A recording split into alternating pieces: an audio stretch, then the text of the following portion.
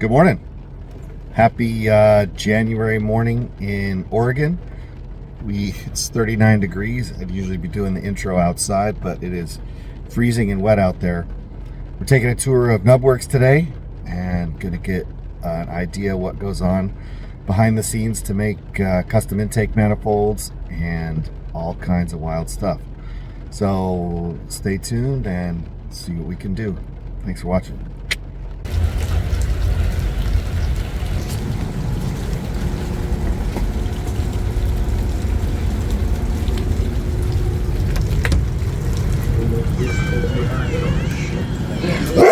Hi, honey. You haven't been here yet, huh? No, never. Any questions you got, let me know. I do have a customer coming by in about an hour. Thinking new computers versus 2007 computers. We'll clean windows off in a little bit.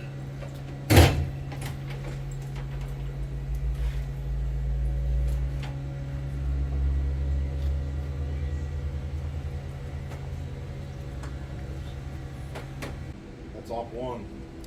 That's for 3.6. Yeah.